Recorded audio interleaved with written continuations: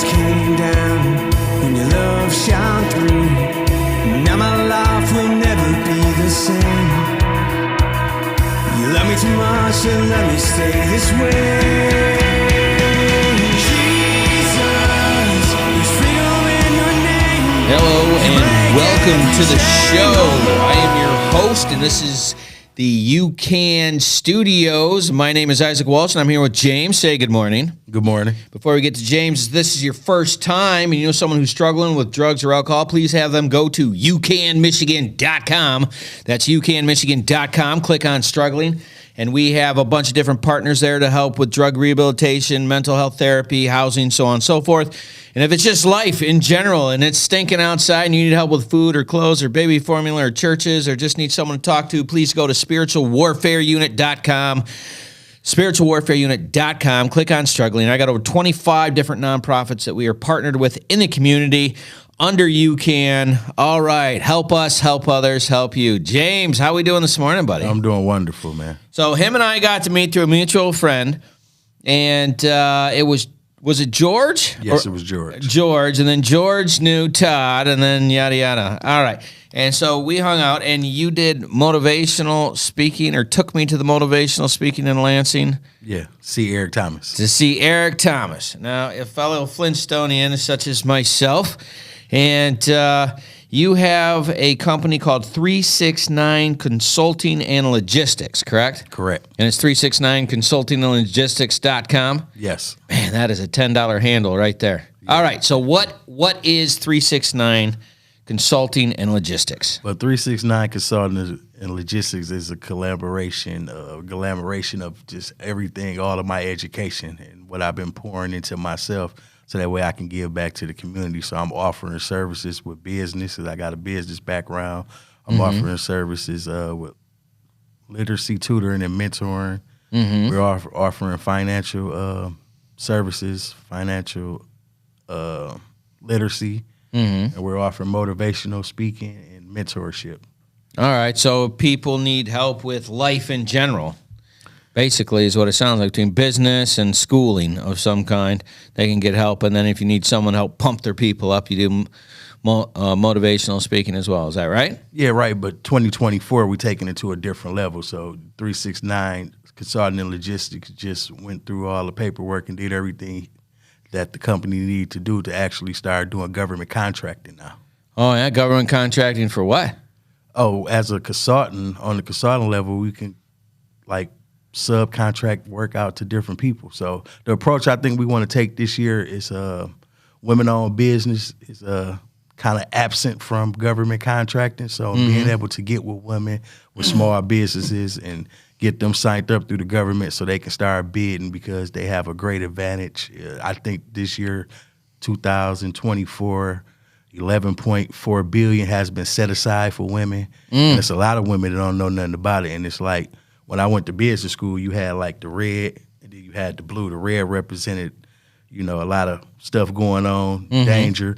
Blue, kind of clear. So that's almost like a kind of clear area to get involved in. So just consulting a woman, getting her involved into the space, letting her know what she can do, and then stuff can be contracted. It's like government contracting is, from what I've learned so far in the last month, it's real. It's a real beautiful career if you execute it right and do what you need to do. All right, so give people a little background on your schooling, and then we'll get into the story, because you got a crazy story, but just give them the schooling part. So I started at my community college with the aspirations to be a general contractor, and it went from that to me loving to learn. This is over the span of about 8 years ago when I finally turned my life around, but I went in and got my certificate in building construction technology, and then, I got me a degree in business administration, general studies, and then I went over to Northwood University, and I got a bachelor's in business administration with a focus in management.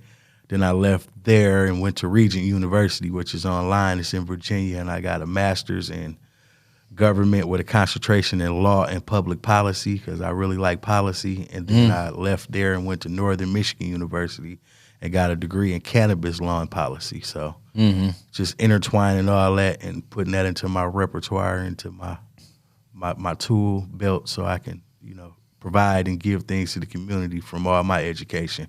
I was a collegiate scholar. I'm still am a collegiate scholar. Now, what does that mean, a collegiate scholar? So that means coming out of Flint, Michigan, coming out of Mott Northwood, I'm recognized through the government, Washington, D.C., as an outstanding student. So my list is in the books with people that went to Harvard, Stanford, and all these big colleges coming out of Flint. So it's actually, it's great. 14, 15 semesters on the dean's list at Mott, just killing it. Vice president, International Honor Society. Nice. Helped Mott go from a 1-star to a 5-star with the team that they put around me as a vice president.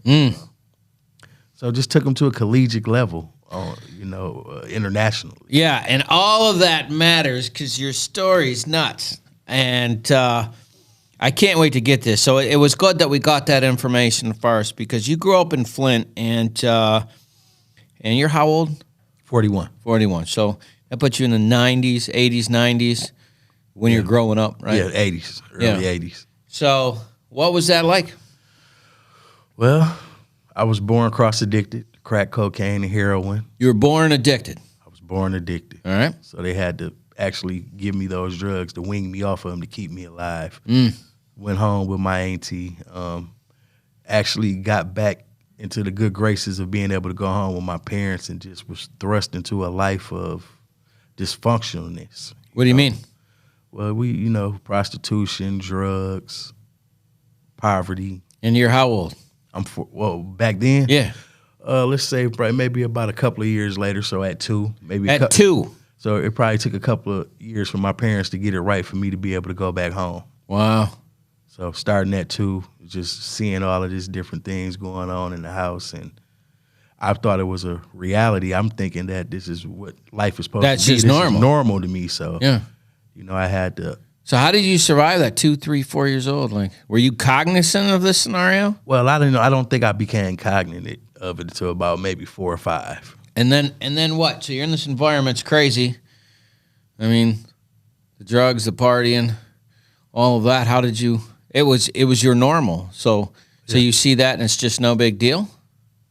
Well, during those stages of development in your mind, and that's all that you're seeing and going to school, you're thinking that's normal because you don't know anything else. You haven't saw anything else. Right. So. Well, it's important to set the baseline. That's why I'm asking a very specific question. So you set this baseline, and then what happens? Well, we had different situations where, like my mother was into heroin, so it was to the point where I was trained and taught how to be able to keep her alive. So like if she They OD'd, taught you? Yes. Like if she OD'd, it was like you do a fire drill. I need you to put ice all on me and rub it all on me and keep me coherent and smack me around and call ambulance and try to keep me coherent and talking to me and yelling and being loud. So that way when the people got there, the ambulance, that they can come on in and get her together. So, I had to deal with that a couple of times. And then. And you were how old? First time? I want to say maybe about 8 or 9. And do you remember it being scary? Yeah, it was real scary. I mean, you imagine just doing this to your mother laying there on the ground and you knowing the procedure and what you got to do. And you got to be calm because every step of what you're doing is vital to keep your mother alive. So, it was very scary. All right. And then you said you had to go through that a couple times. What else during that time frame? Watching other people come in and out and sell drugs, and making friends with them and getting. So a it's few just a business. Yeah, it was a business. Yeah. What time? How old were you when you started making money doing that? Well, probably at an early age. I might have started when I was about. No, actually, not making money with that. I really started when I was about 10. I started hustling. I started going up to the store. Yeah, so what I did, I would go up to the store. It was a store called D&H Market. Yeah. It's on the north side of Flint. And I would go out there with my uncle, and he worked at a car wash. And, he would sit at the end of the parking lot under the light. We'd go towards the evenings most of the time, and I was sitting out there, and I would beg for change. I would ask people going in and out of the corner store, do they have some change for me? And they'd come out and give me $1, 50 cents, $5. It all depends. Yeah. And sometimes I made enough to be able to go down the street to Hinky Dinky to get some hot food, buy my uncle a drink, and still have enough for a couple of days to eat. So that's where my hustling started at. So you started hustling just to stay alive? Started hustling just to stay alive, yeah. At sometimes 10? Sometimes you get tired of the farina. Oh, And the peanut butter from the steak. Yeah, and the hot dogs and that cheese, it's not really cheese, and those and that cornflakes that was so hard that the white box. No matter how much you put that in milk, man, those things never got soggy. No sugar. So, Yeah. Yeah. And then the milk, remember the powdered milk you had to mix? Oh, that's nasty. Yeah, so. Oh, yeah. That's back when you had to read the box, right? It mixes it the right way. Oh, it's so bad. It was so bad. You're like, man, I would just, for a hamburger and some french fries, you know? Yeah. Yeah, no, I feel you. So at 10 years old, you started doing this. And the reason why I'm asking you these questions, because it actually makes sense why you do what you're doing now. One, you want to help people out of that scenario. And two, you whether we realize it or not, you were in a business scenario from the age of 2, 3, 4, 5, and you just kind of grew up in that. Now it was drugs, but that was still business. Yeah, correct. Right? So you're learning all of that. That's why I think you have a proclivity to wanting to learn more, because that's just how you grew up. You're in an environment that's like, all right, how do I do this? Yeah. And then when you did it, then you're like, oh, I got to switch this, but I still want to know how to do it, which makes sense with how your brain works. Am I close in that? That's pretty accurate as far that's as... pretty, that's dead on. All right, so you're 10 years old, and this is going on. What's the next step? Oh, the next step is... the next, like, crazy... So the house get raided, and I ended up... Hold on, how old are you when that happened? Let's say about 13. So you made 3 years. 14. And then the house got raided because? Drug activity. Oh, so it was a known drug house. Yes. Okay. So what was that like?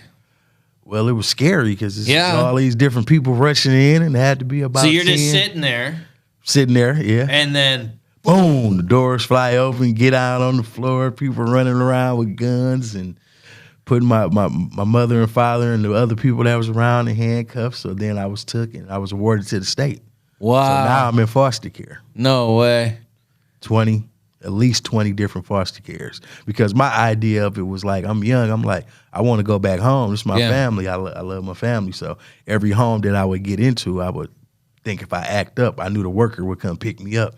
And maybe eventually I'll end up at home. Right. Finally, they'll pick my parents. But that's not what happened. Now, do you think that's why a lot of kids act up, because they're just trying to get home? Or is that just what you decided? That's probably what I just decided, because some kids, even though you love your parents, the circumstances that I was in it was kind of really bad and egregious. Yeah, it was crazy.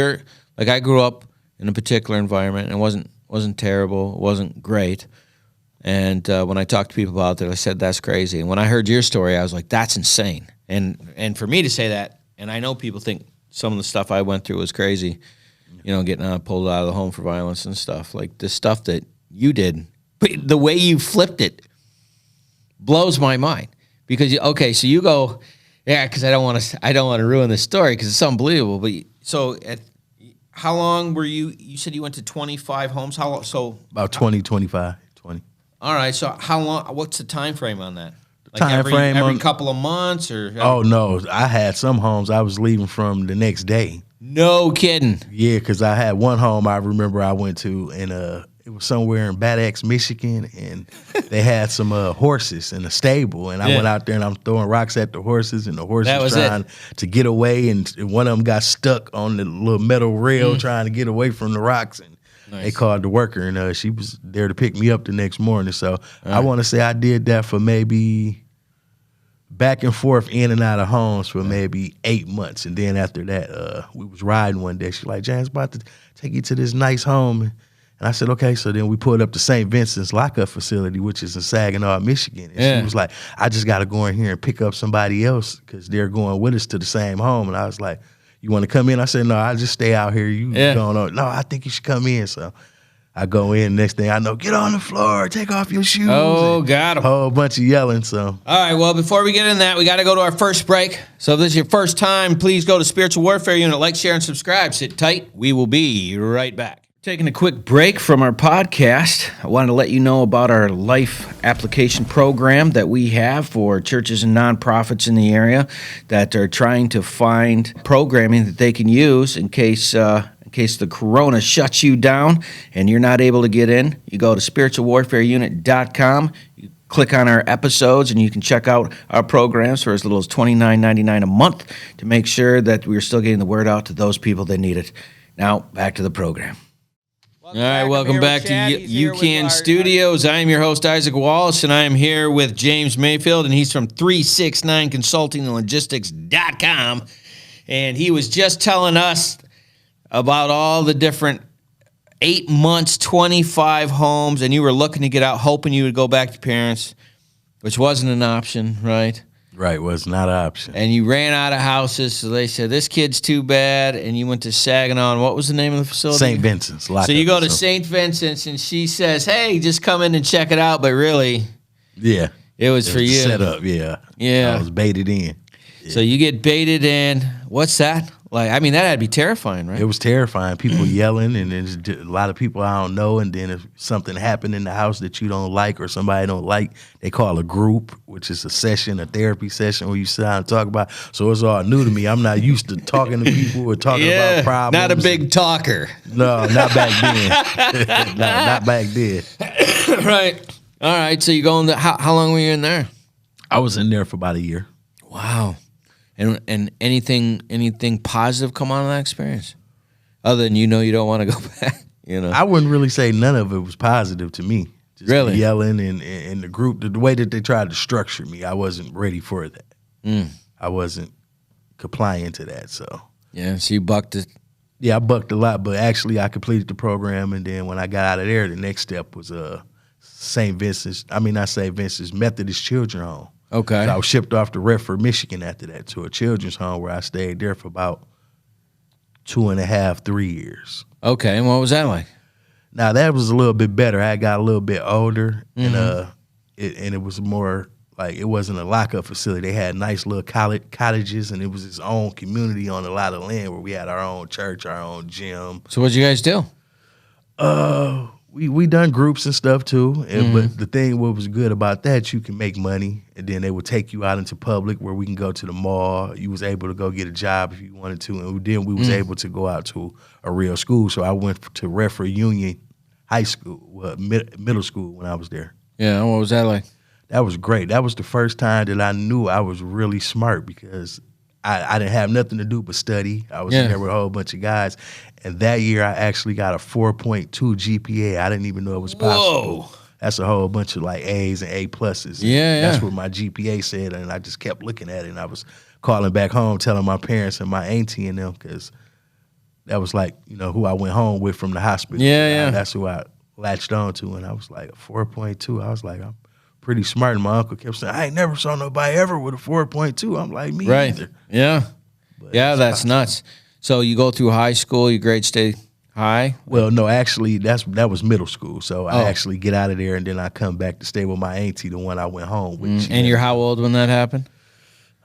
16, 17. Okay. So 16, 17, that would make you what, sophomore, junior? Yeah. Okay. Yeah. So you go back to Flint? Yep, back to Flint. And you're going where? Beecher High School. I started back at Beecher. Yeah? Beecher High School. Spent some time there. And what was that experience? It was good because it was like I was surrounded by family, and then the community was strong and robust, and people knew that my family Beecher, because it's not a real big community, so everybody pretty much showed me love. Okay. So you come home, and what are you doing for money at this point?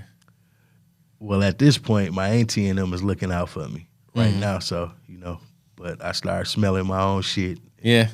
I was like, left them and went back home and rekindled the relationship with my parents, and then it was. What happened with that? I got with them, and had learned what I needed to learn, and like a business, and got deep into that. So you went back with your parents, and that got you into the drug life. Yes. All right. This is where I got to stop. I've been waiting for this moment. Like, that is extraordinarily nuts, right? And so your mind is, well, this is what my parents do, so how can I make money to help them? That's basically where your brain went. Yeah. Okay, full stop. Most people don't do that. Most people don't go, well, this is a scenario, so if I want to be with them, let me help them with this so I can at least have a relationship. You're like, well, they're addicts, so then at least if I'm making money, then I can spend time with them. That's how much you loved your parents. Do I have that right? Okay.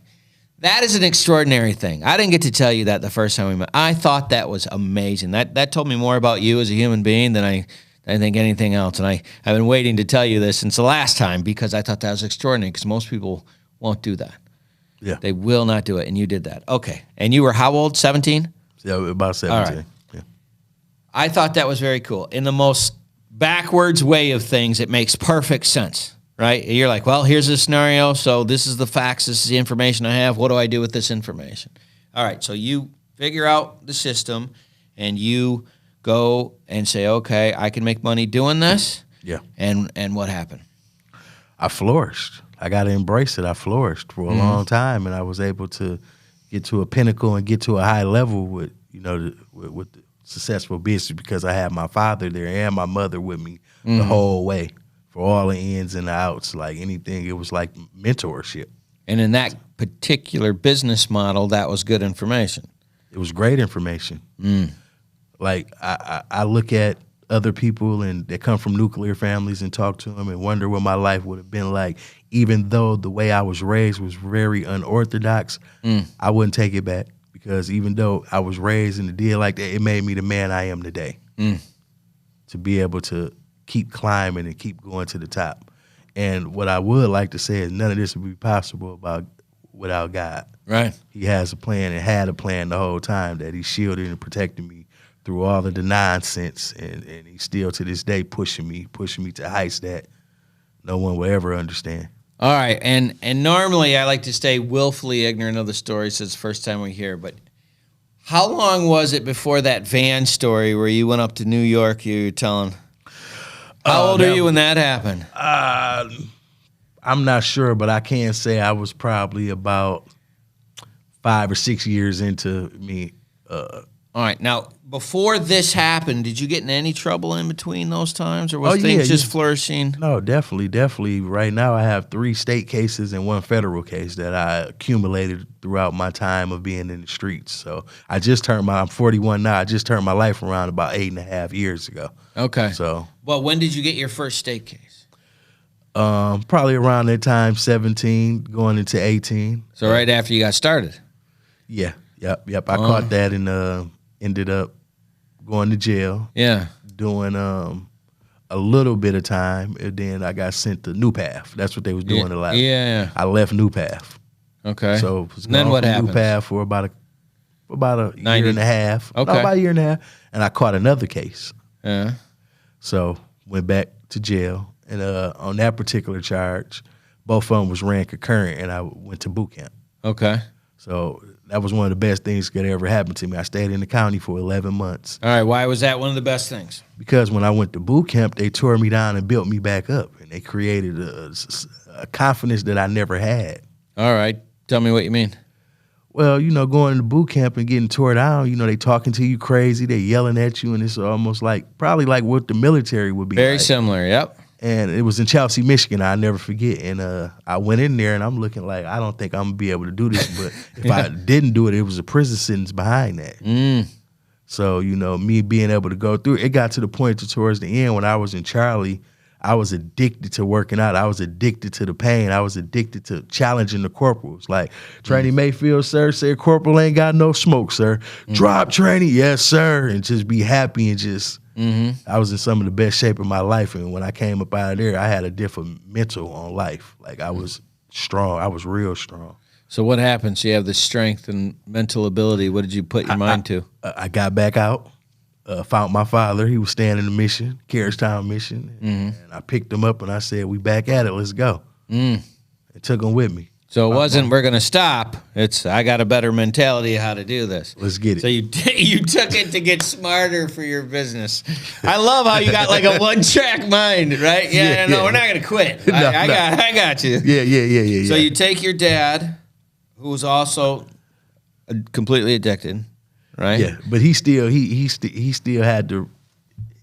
It was certain levels to it. Yeah. It's hard to explain, but he still was a money-getting person. Yeah, he still got money. He figured out how to with me to help him balance it. It was perfect dynamic. Yeah. So, and he also helped you with places to go and what to hear and all that. Yeah. Right. And he used that dynamic to at least have a relationship, and then I can make some money and I can help them. right? Yeah. And see, when I first heard this, I saw a guy that was like, man, I really love my family, and this is the best I can do in this scenario, so this is what I'm going to do, right? Yeah. And so all of this happened within a 5-year period, and then the van story happens, right? Do I have that right? Yeah. All right. He's already told me this story, but this is one of the craziest things I have ever heard in my entire life, all right? So you got like 1 minute to kick it off. We already have to go to our second break. So, like, how do you want to tee this up? Okay, so this is how we're going to do it. Me wanted to take a chance and ride out to New York with some people that already got high. We went out there looking for some people back in the days that they said that they knew that we didn't find. I had a ton of money. The experience was crazy because I didn't know nobody. First time in New York, I drove through a blizzard. All I could see is there's you, your mom, your dad, and a blizzard in a van, right? And one other guy, the person who said he knew the people. Oh yeah. So we get down there, don't nothing shake off. Hold on, before you get into that, because you're gonna get that. We do have to go to break. So I want to give a shout out to your company, 369 Consulting and Logistics.com. And again, if this is your first time, please go to Spiritual Warfare Unit. Like, share, and subscribe. Help us help others. Sit tight. We'll be right back. Welcome back. I'm here with Chad. He's here with our drug dog, Hans, and he's been a big hit at the Depson Dogs. Tell everybody a little bit about Hans for us. Hans is the man. Hans loves to find drugs. We take Hans and we search different rehab facilities, schools. We actually got Hans to serve the public. So, anybody in the public sector that wants any type of search, if you send a kid to rehab and you want your house swept before you come home, feel free to give us a call. Schools, they're a great deterrent as well. I'm here with the regional chaplain down Genesee County. Kenny is here. They do great work inside the jail. Can you tell us a little bit about the programs that you guys have inside the jail? Yeah, we have an opportunity that the sheriff allows us to come into the jail as guests to share the gospel of Jesus Christ with each one of the inmates that want to hear that. We have programs within inside the jail that we have Bible studies. We have people that come in and do one-on-ones as the inmates request it. But all of that's an opportunity to give them a choice at a different life than with the choices that they've been made to get here. Outstanding, and they're one of our partners in the community to help people who are one of the people that help win, help us, help you, help those people around. I'm here with AJ. He's one of the committee members from Back to the Bricks. How do you think it's going today, bud?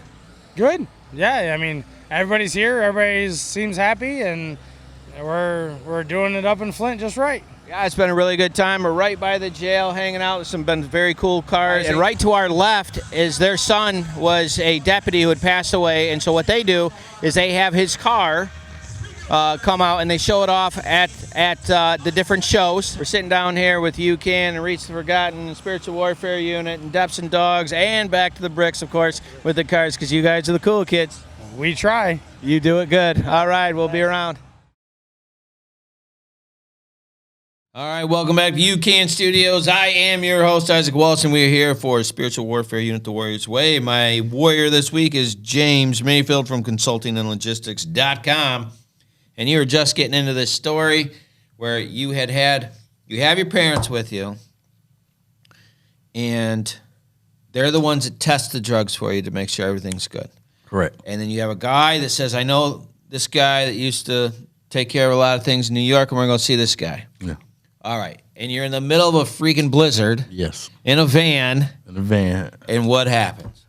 Well, me, I always had that attitude, chances make champions. Right. So we talked about it, and I said, well, let's go look for him. So we pull up in the neighborhood. We ask about him. The guy's no longer around. I don't know the other people. I ain't trying to get robbed. I'm not familiar with New York. So we ended up getting the room, waking up the next morning. I had to get them together so they wouldn't be sick on the ride, pooping and throwing up, and found some people, and they was able to get them together. And I rode all the way back with nothing. But it was a good trip. I got to ride through at least 5 of the boroughs.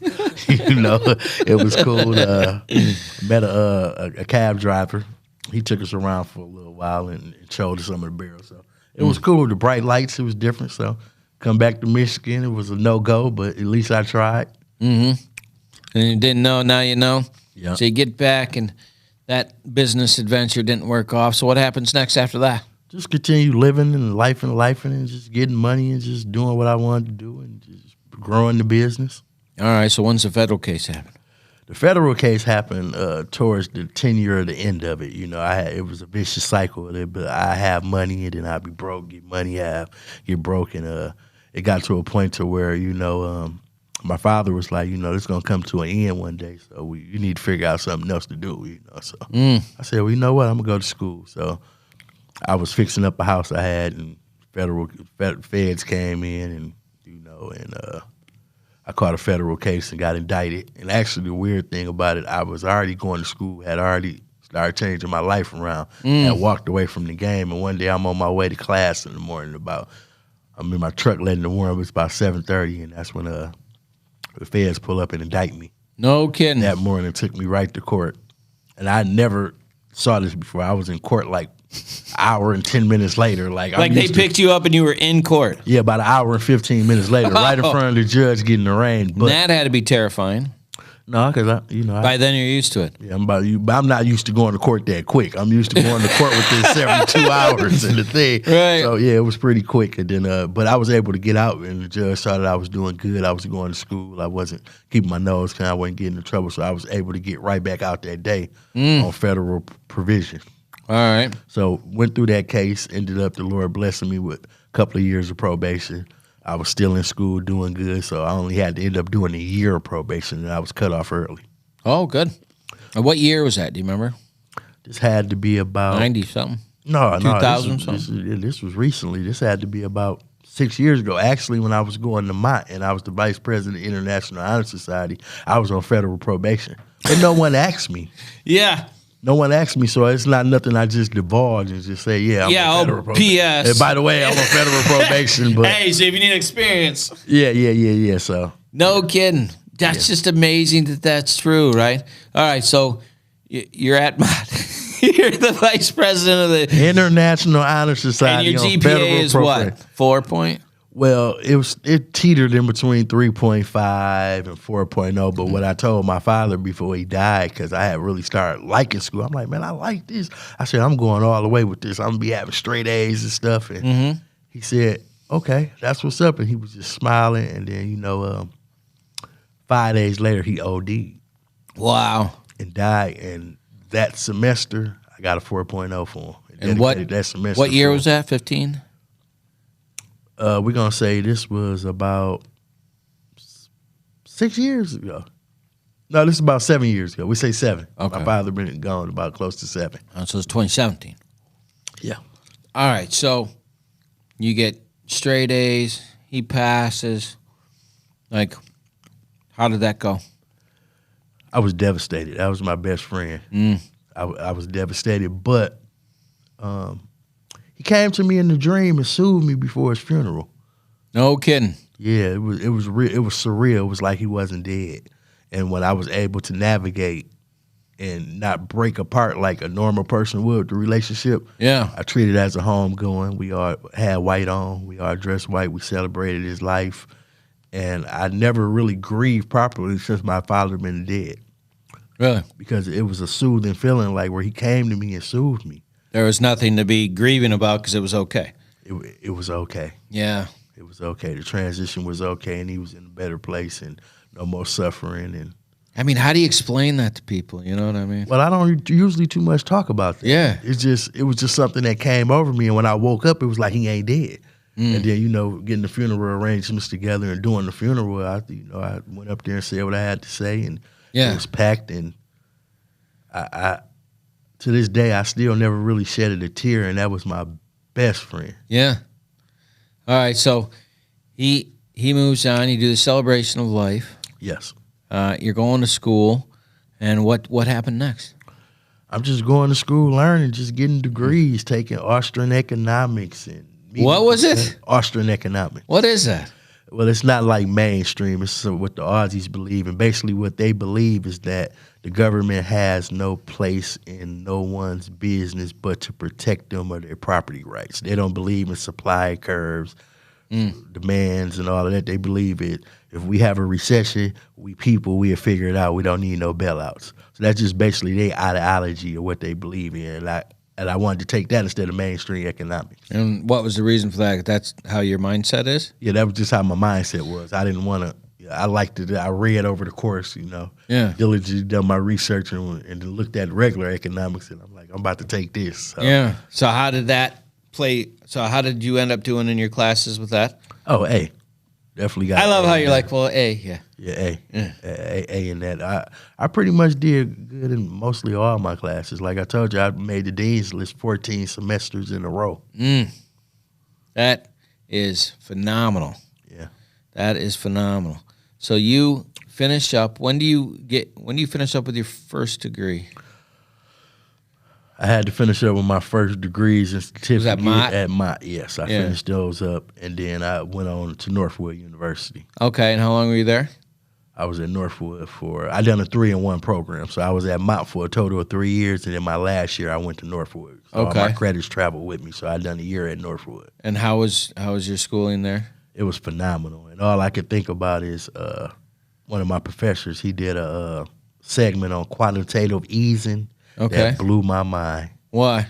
Because it was just like the way he just talked about the government, and because I studied a lot of constitutional law and government things and government, Which makes branches. sense to me. And so it's just the understanding and knowing that how the government print up money, fiat cash, and how that it's just IOUs.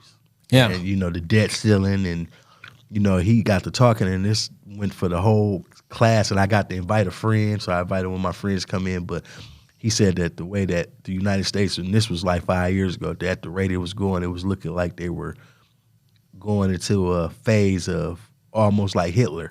Like when Hitler came and the Deutsch disappeared and he took everybody money and gave him what he wanted to get. He basically said that the dollar was dropping significantly, and if they ever found a way not to utilize the dollar anymore, that then it won't be worth anything anywhere else, and when nobody else accepted it. So it was interesting, but it was kind of scary to see how the trajectory of what he projected what was going to happen, because he was studying at Hillsdale. And he was getting a doctorate in the Constitution. So Wow. So you take that, and what did you do with it? Get your degree. What was it again, your bachelor's? I got a bachelor's in business administration with a focus in management with high honors. So I left there, and I was like, I wanted to go to Michigan State. That was always my dream, to go to Michigan State. I wanted to study public policy.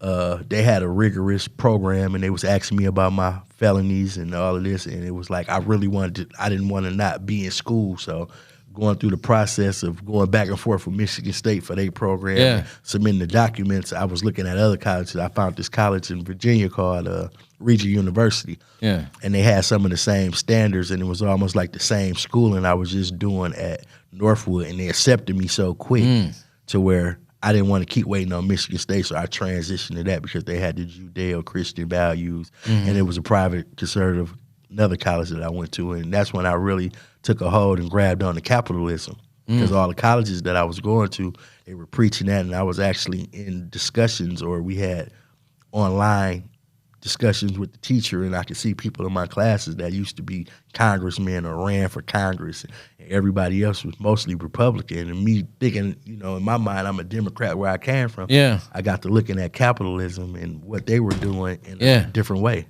So, like, what was it that hit you and you said, yeah, this is it? Like, there had to be like you learning, and then like, man, I don't think this way at all, I guess it would be the point that no one can stop me but myself. Right. So I have to, it's the only thing holding me back is me. It's no hidden hand. There's no one else stopping me from getting where I wanted to get.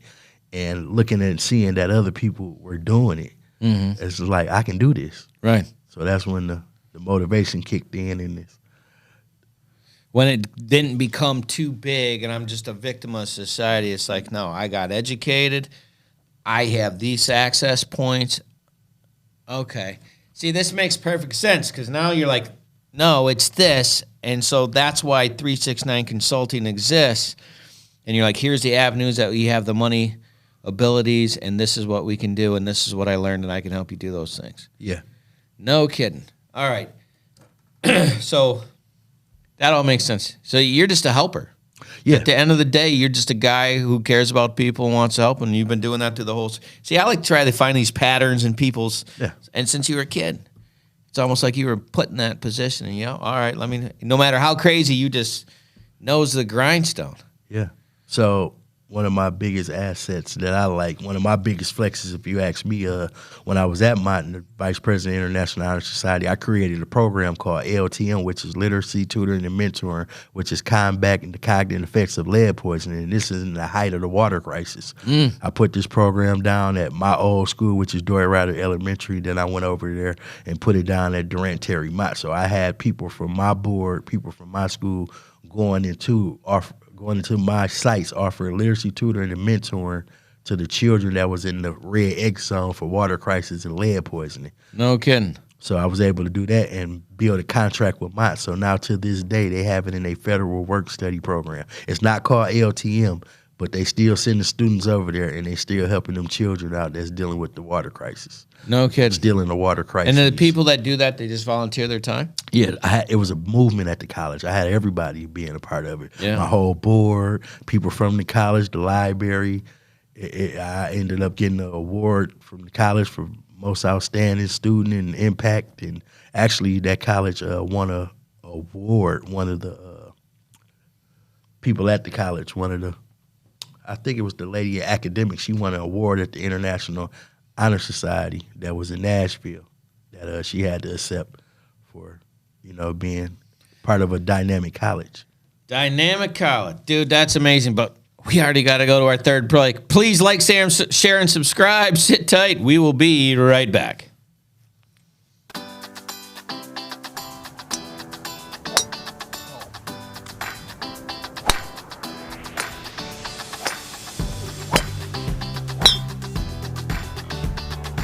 Hey, it's Aaron with UCAN. We're out here at our third annual golf outing here in the Genesee Valley Meadows. So, really good day. We have a great number of teams, great sponsorship, great people.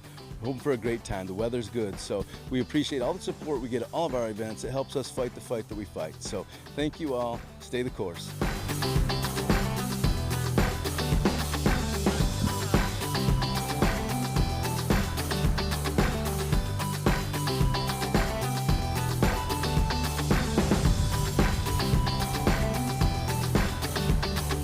A lot of fun with a good cause. This is a very good cause, and I enjoy doing it.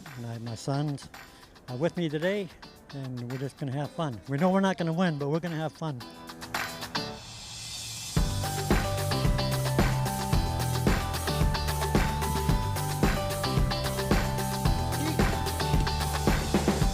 Oh, today is an awesome day today. This is our fourth or fifth one here, and can't thank UCAN enough for what they do, especially on this situation where they have this outing. Mark and Debbie and all of them. It's just an amazing outing, and I couldn't think of it brings back memories, but it's a wonderful thing, and we really appreciate it.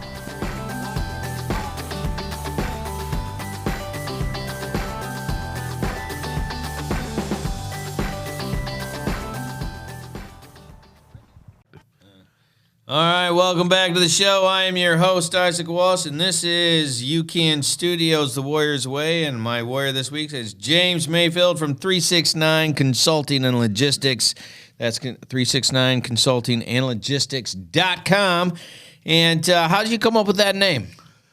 Well, me liking Nikola Tesla, putting that together, and him knowing that what he said is it's not verbatim, but if you understand the significance of 369, you'll understand the universe. So I'm very all right, spiritual. so tell us what the significance of 369 is. Well, he believes that 369 comes up, and if you do everything in 3 6s and 9s, that you tap into the universe and you're able to manifest and do pretty much anything that you want to do. Nikola Tesla was actually, I believe, taken out because he wanted to be a helper like me, but he wanted to give everybody free power. Yeah, with his towers and Exactly. shooting electricity out, and he proved the theory multiple times. It could go across through the atmosphere and so on and so forth. So I took that name because I liked it, and I kind of like him as an individual. He definitely did not have a boring life. No, he didn't. And neither did you. No.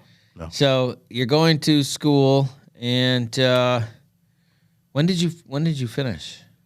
I finished school about 2.5. Well, no, we'd say about a year and a half ago. Your master's. I got that. After the master's, after the master's, I went and done another year and got a degree in cannabis law and policy. All right. Because I like policy so much, and the evolution with cannabis, I just decided to pick up the policy end on that. So what do you do with all of these degrees and things that you have, this information that you have? Well, like I said, I'm going to pour into people and companies with 369 Consulting and Logistics. I have a array of things I like to do, but one thing about me, I feel like I like to pivot. Like I can't just really be on a straight and narrow with something, because another door might open right here, and that might be the door I need to get through and go through. So whatever I touch turns to gold. Whatever I decide I want to do, I do it, and I master it, and I do it at the highest level that it can be done. My possibilities. Mm-hmm.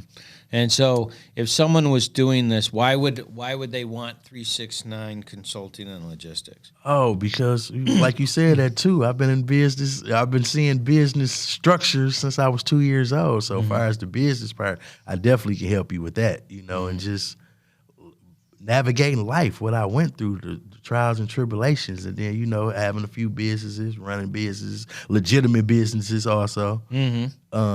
I have a lot to offer. I have a wealth of knowledge. I have a lot of skills, and a lot of schooling. And I want to bring that back to the community. So that's why I put that together. And also, me and George, when I met you through, we just started a media company also called Out of the Mud Media, where we're finding people, that from Flint, Michigan. That's where we started out the basis. That came from out of the mud, because I like to say I am the mud that people came out of. Yeah.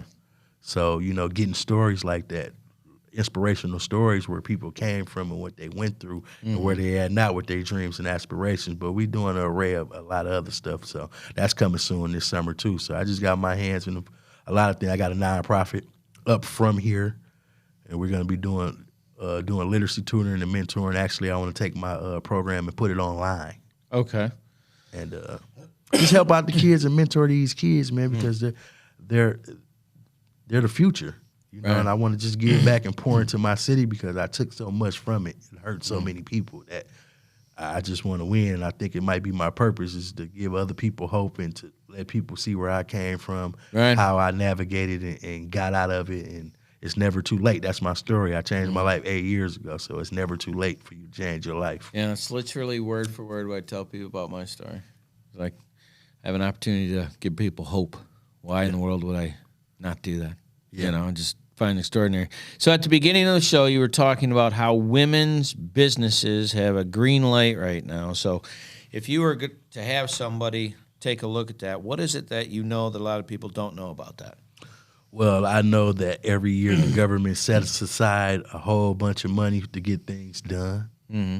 So as far as buying goods, they buy goods from people. You can sell the government paper clips, toilet tissue, paper, or you can pull down government contracts like for instance, so since I'm a consultant, let's say it's something going on in Maryland and it's a janitorial service going on, and it's about, let's say, 3 buildings. So what I would want to do, first of all, is do all my research and find out, where it's at, go out, look at the facility, and then make phone calls, But by me being a consultant, I ain't got to clean nothing.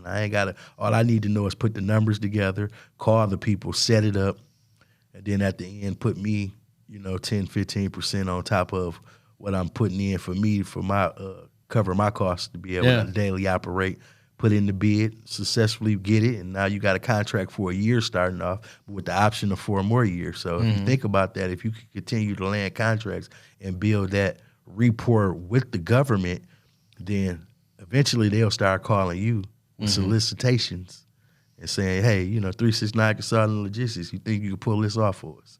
So I just have a lot of plans with that, but I look at it in the aspect of, even with veterans, like with George, veterans are really first to get money. The set-aside money goes to the veterans first, then it's the women, then it's the minority-owned businesses. So, for instance, me and you can form a joint venture contract together where you can have 51% of the company, I have 49%, and now we're both registered through sam.gov, and we're both federal contracted. Now we can go after the money that's allotted to you, which is the set aside.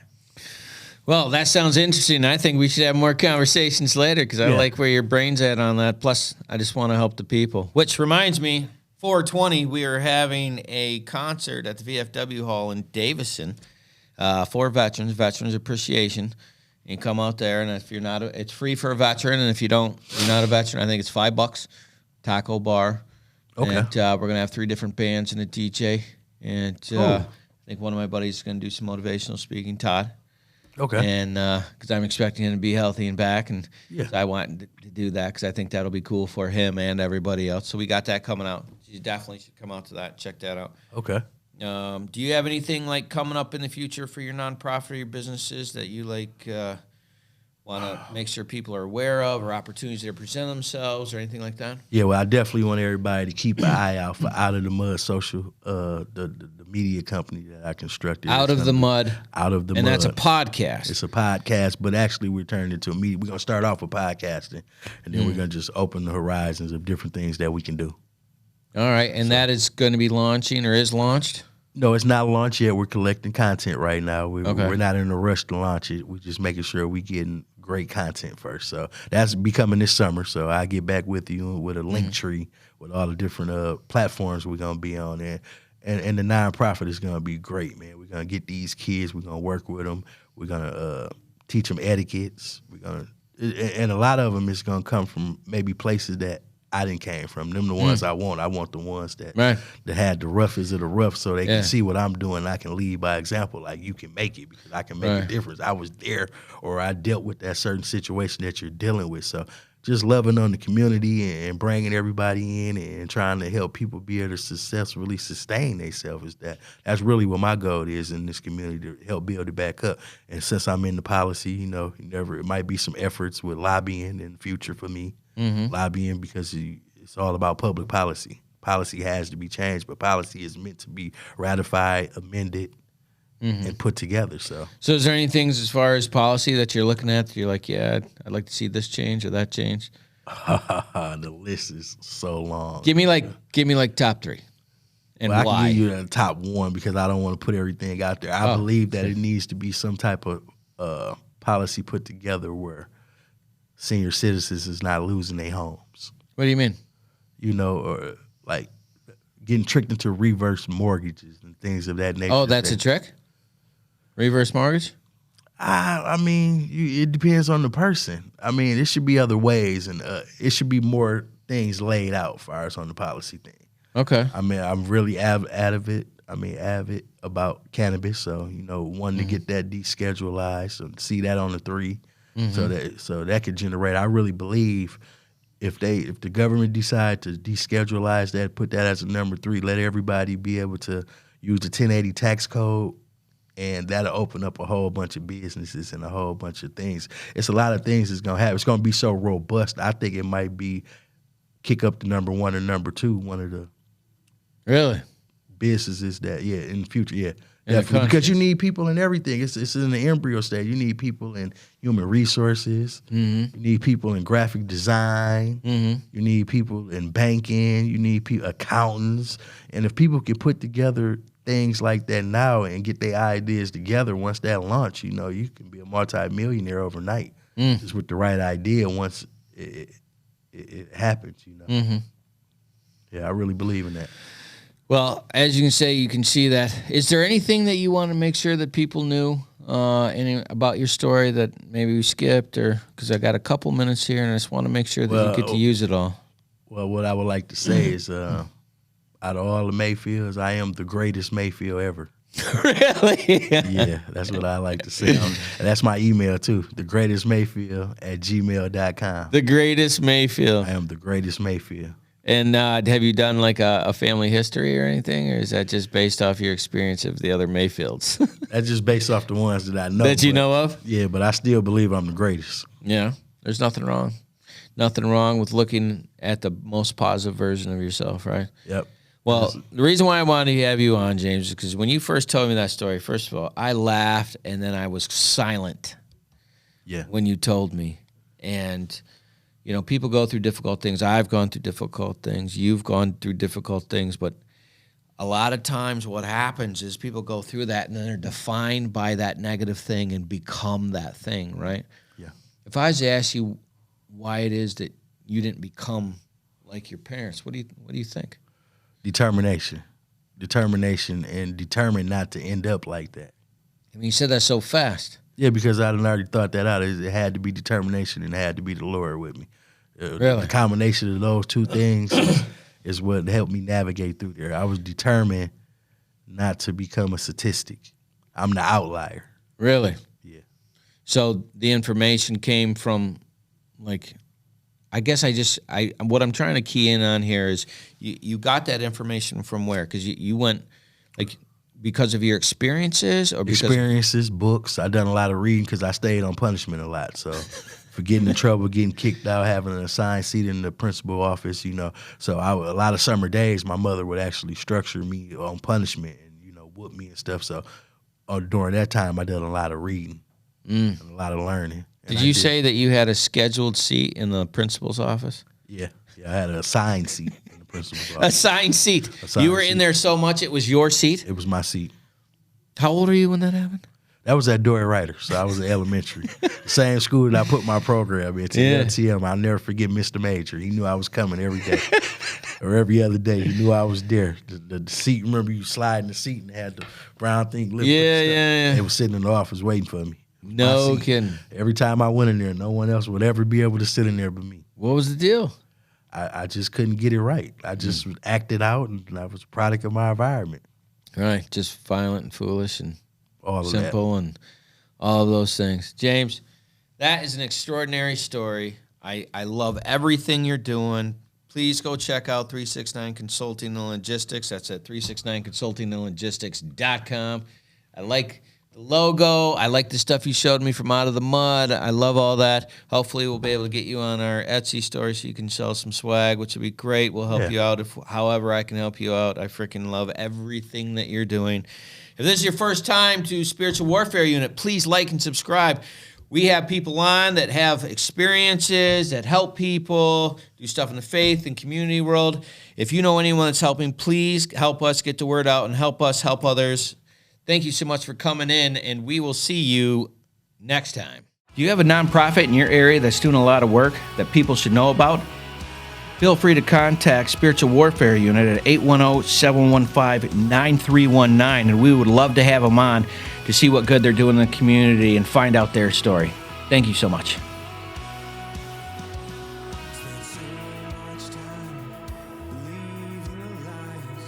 I knew I wasn't meant to live this way.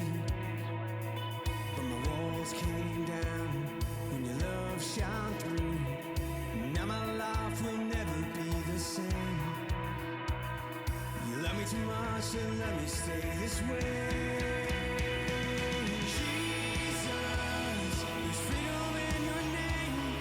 You break every chain, oh Lord. 'Cause you are above every name, Jesus. Oh, you set me free.